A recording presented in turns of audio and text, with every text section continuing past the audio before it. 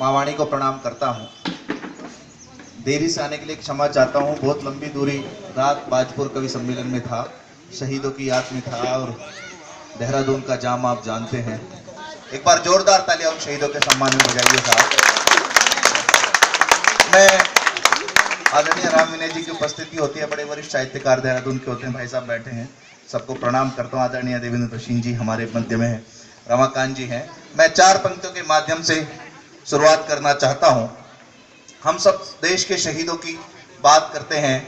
आज 23 मार्च शहीदी दिवस, जिनके याद में सरदार भगत सिंह जी के हम याद में बनाते हैं, उन्हीं की कविता का एक बंद से मैं शुरुआत करता हूं।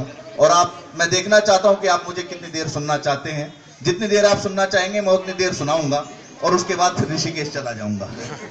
जोड़ता हूं साहब कि जिसने था गाया गान जय तू मात भारती, मौत ने भी झूम झूम गाई जिसकी आरती, जिसके लिए बड़ी थी मातृभू की वंदना, वाणी में भी गूंजती थी सिंह जैसी गर्जना, रंग दे बसंती चोला जिसका प्रिय गान था, गोरों की चालाकियों से जो सावधान था, बड़ी बड़ी यातनाएं जिसने सही थी, बड़ी बड़ी यातनाएं जिसने सही थी, पर मुख पे जिसके युफ भी नहीं थी, इंकलाब जिंदाबाद जिसका पैगाम है, भगत वो मकालाल उसको प्रणाम है, भगत वो मकालाल उसको प्रणाम है, भगत वो मकालाल उसको प्रणाम है, राजगुरु सुखदेव जिसके संग संग थे। मुझे पता चलना चाहिए कि मैं डीएवी कॉलेज में खड़ा हूं और अखिल भारतीय विद्यार्थी परिषद कार्यक्रम कर रहा है। मैंने भी खूब चिल्लाया जब मैं पढ़ता था, डायनामाइट डायनामाइट एबीवीपी डायनामाइट। एक बार जितने भी डायनामाइट पे थे जोरदार तालियां बजाए साहब। पता चलना चाहिए जो दूर तक खड़े हैं शहीदों के सम्मान में यहां पर आकर जुट जाएं। मैं जोड़ना चाहता हूं कि राजगुरु सुखदेव जिसके संग संग थे, राजगुरु सुखदेव जिसके संग संग थे, भगत से सिंह के जो दाएं बाएं अंग थे, शत्रु के समक्ष वक्ष तान के खड़ा था, शत्रु के समक्ष वक्ष तान के खड़ा था, मानो मृत्यु द्वार पे वो खुद ही अड़ा था, जिसके घर का बच्चा बच्चा एक देशभक्त था, जिसके घर का बच्चा बच्चा एक देशभक्त था, नाड़ियों में शोला बन के बहता जिसके रक्त था, नाड़ियों में शोला बन के बहता जिसके रक्त था, जिसके आगे बोने लगे मुझे राम श्याम है, भगत वो मकालाल उसको प्रणाम है, भगत वो मकालाल उसको प्रणाम है। अब आप मेरे मन लायक हो गए हो साहब। हमने भगत सिंह जी की आरती की। मैं 6 पंक्तियां और पढ़ता हूं साहब, इस देश के उस यशस्वी राष्ट्र नायक के सम्मान में। कुछ शहीद वो थे जो हमारे पास तक आजादी लेकर आए, कुछ शहीद वो हैं जो आज सीमा पर शहीद हो रहे हैं, शहादत हो रहे हैं, ताकि हम डीएवी कॉलेज में इस प्रकार का कार्यक्रम कर सकें। इस अक्षुण्ण तक रखने के लिए मैं 4 पंक्तियां पढ़ता हूं कि इतिहासी पन्ना खोला है फिर से हल्दी घाटी का, इतिहासी पन्ना खोला है फिर से हल्दी घाटी का, और दुनिया में मान बढ़ाया पूजित पावन माटी का, कुछ तो बिगड़े भाग्य सवारे हैं, याद करना वो डेट। और मैं आपके हाथ खुलते हुए देखना चाहता हूं कि इतिहासी पन्ना खोला है फिर से हल्दी घाटी का, और दुनिया में मान बढ़ाया पूजित पावन माटी का, कुछ तो बिगड़े भाग्य सवारे हैं, कुछ तो बिगड़े भाग्य सवारे हैं, 18 शेरों के बदले 38 कुत्ते मारे हैं, और जो हाथ खामोश है और खड़े हो जाना साहब कि 18 शेरों के मुझे बड़े बड़े साहित्यकार लोग सोचते हैं, भसीन साहब मुझे राम विनय जी टोकते हैं कि ऐसी भाषा का इस्तेमाल क्यों करते हो। मैं बताना चाहता हूं राम विनय जी, ऐसी भाषा का इस्तेमाल करने की आवश्यकता क्या पड़ती है। 2 पंक्तियां पढ़ता हूं कि कुछ तो बिगड़े भाग्य सवारे हैं, 18 शेरों के बदले 38 कुत्ते मारे हैं, आज सभी ने चमक देख ली संसद रूपी मीने की, आज सभी ने चमक देख ली संसद रूपी मीने की, और दुनिया ने धमक देख ली 56 इंची सीने की, 56 इंची सीने की, और दुनिया ने धमक देख ली 56 इंची सीने की। लोग कहते हैं कि श्रीकांत इतना जोर से बोलने की आवश्यकता क्या है। रामजस हो गया साहब, आए वो डीएवी कॉलेज में लगाकर दिखाए भारत मुर्दाबाद पाकिस्तान जिंदाबाद के नारे, डीएवी कॉलेज के सूरमाओं ने बता देंगे उनकी छठी का नानी का आया। आप दिल्ली में कुछ लोगों के बीच में कहते रहिए साहब, मैं उत्तर देने की कोशिश करता हूं। डीएवी कॉलेज में छात्र शक्ति जो राष्ट्र शक्ति होती है उसके बीच में कहने की कोशिश करता हूं कि देखो फिर भूचाल उठा है धरती मां के आंगन में, देखो फिर भूचाल उठा है धरती मां के आंगन में, जाने कैसे आग लगी है भारत मां के दामन में। आज समंदर भी रोता है भारत की बर्बादी पर, हाय हिमालय भी शर्मिंदा देखो इस आजादी पर, हाय हिमालय भी शर्मिंदा देखो इस आजादी पर। और कैसी आजादी है आदरणीय, माता के बच्चों ने मां का आंचल कैसे फाड़ दिया। जेएनयू हो गया साहब, एक कन्हैया नाम का विद्यार्थी आता है और कुछ भी कह देता है भारत माता को, देश के जवानों को। सर्जिकल स्ट्राइक पर हमसे सबूत मांगे जाते हैं। मैं कहना चाहता हूं कि माता के बच्चों ने मां का आंचल कैसे फाड़ दिया, माता के बच्चों ने मां का आंचल कैसे फाड़ दिया, दूध भरे सीने में बोलो खंजर कैसे गाड़ दिया। अफजल की फांसी पर देखो हमको आंख दिखाते हैं, भारत मुर्दाबाद कह रहे तनिक नहीं शर्माते हैं।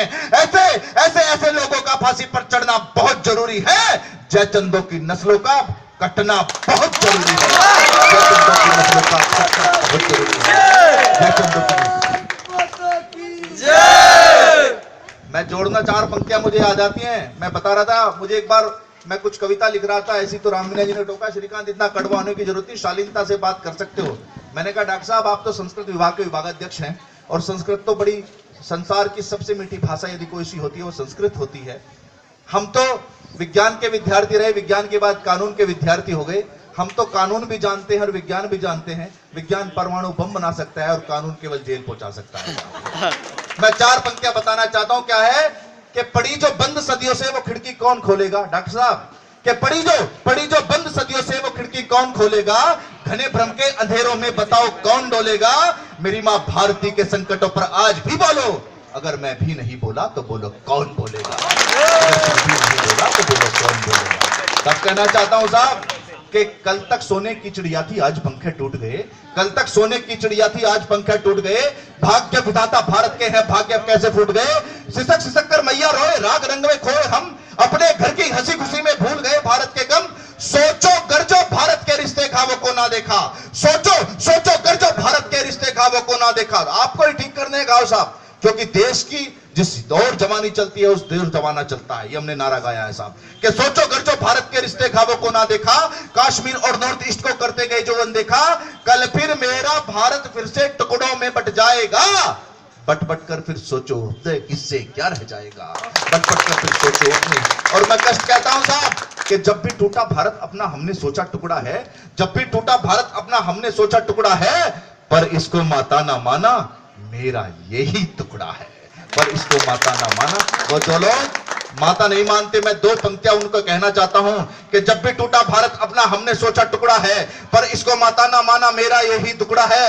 अगर इसे मां माना होता तो क्या टुकड़े सह जाते, अगर इसे मां माना होता तो क्या टुकड़े सह जाते। माता के टुकड़े से पहले उनके टुकड़े हो जाते हैं,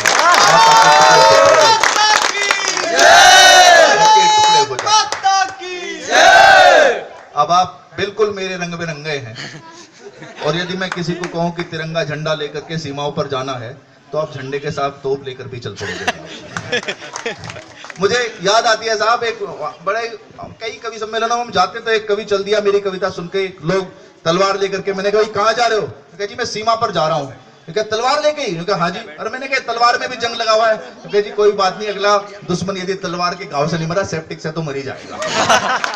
बिल्कुल सच कह रहा हूं साहब, मैं बिल्कुल झूठ नहीं बोलता, जो कहूंगा सच कहूंगा, सच के सिवा कुछ नहीं कहूंगा, क्योंकि मैं वकील आदमी हूं, मेरा झूठ का कोटा केवल कचहरी में खत्म हो जाता है। तो खैर मैं हंसा सकता हूं, लेकिन आज शहीदों का दिवस का कार्यक्रम है। मैं एक कविता विशेष इंकलाब जिंदाबाद शहीदों के मध्य में पढ़ना चाहता हूं और पढ़ने के बाद अपना वाणी को विश्राम दूंगा। मैं जोड़ना चाहता हूं कि शहीदों की कहानी को सुनाने ही मैं आया हूं। डीएवी कॉलेज में क्या करने आया हूं मैं, कि शहीदों की कहानी को सुनाने ही मैं आया हूं, मिटे जो मातृभूमि पर गिनाने ही मैं आया हूं, और लहू देकर भी जिसने बचाया है तिरंगे को, उन्हीं की वीर गाथाएं सुनाने ही मैं आया हूं, उन्हीं की वीर गाथाएं। जुड़िएगा साहब, जितना मन प्रेम आपने दिया है इस पूरे कवि कार्यक्रम को, और आप याद कर रहे हैं साहब, अतिरिक्त सम्मान के, अतिरिक्त प्रणाम के आप अधिकारी होते हैं, क्योंकि आप ऐसे युग में जिसमें हम हनी सिंह के गाने याद करके हनी सिंह को आदर्श मानते हो, आप सरदार भगत सिंह, राजगुरु और सुखदेव का बलिदान दिवस मनाते हैं। एक बार जोरदार ताली अपने लिए बजाइए साहब। मैं प्रणाम करना चाहता हूं ऐसे प्राचार्य जी को, ऐसे संगठन को जो देश के अंदर स्वामी विवेकानंद और अभी भी महापुरुषों के पथ चिन्हों पर चलने की हमें प्रेरणा देता है। मैं प्रणाम के साथ पढ़ना चाहता हूं कि मुझे आज भी अमर शहीदों की आती है पल पल याद, आज भी मुझको अमर शहीदों की आती है पल पल याद। इंकलाब जय जिंदाबाद, इंकलाब जय जिंदाबाद, इंकलाब जय जिंदाबाद, इंकलाब जय जिंदाबाद। भाई साहब आपको बजानी है ताली? हाँ, वो मुझे याद आ गया डॉक्टर साहब, मैं सच बता रहा हूँ, जो अग्रिम पंक्ति में बैठे होते हैं डॉक्टर साहब, ये बड़े आदरणीय बड़े आदमी होते हैं साहब। मैं कवि सम्मेलन में चला गया, अब भाई साहब के जैसे एक बड़े आदमी अग्रिम पंक्ति में बैठे थे, मैंने बहुत बढ़िया कविता सुनाई वीर रस की, उन्होंने ताली नहीं बजाई। मैंने पूछा भाई साहब आपने ताली नहीं बजाई? उन्होंने कहा मैं बड़ा आदमी हूं, मैंने ताली बजाने के लिए आदमी रखे हुए हैं। फिर भाई साहब मैंने बहुत बढ़िया हास्य रस की कविता सुनाई डॉक्टर साहब, मैं सच कह रहा हूं, मैंने पहले ही कहा था मैं जो कहूंगा सच कहूंगा, सच के सिवा कुछ नहीं कहूंगा, क्योंकि मैं वकील आदमी, मेरा झूठ का कोटा। तो भाई साहब मैंने हास्य रस की कविता सुनाई, डॉक्टर साहब पूरी पब्लिक हंसी, वो भाई साहब नहीं हंसे। मैंने पूछा भाई साहब आप हंसे नहीं? उन्होंने कहा मैंने तुम्हें बताया था कि मैं बड़ा आदमी हूं, मैंने हंसने के लिए आदमी रखे हुए हैं। और कुछ दिनों बाद भाई साहब बाजार में मिल गए मुझे, मैंने देखा हाथ में उनके कलावा बंधा हुआ है, मेहंदी लगी हुई है। मैंने कहा भाई साहब क्या बात होगी, क्या हो गया? उन्होंने कहा मेरी शादी हो गई। मैंने कहा तो हनीमून पे नहीं गए? तुम्हें बताया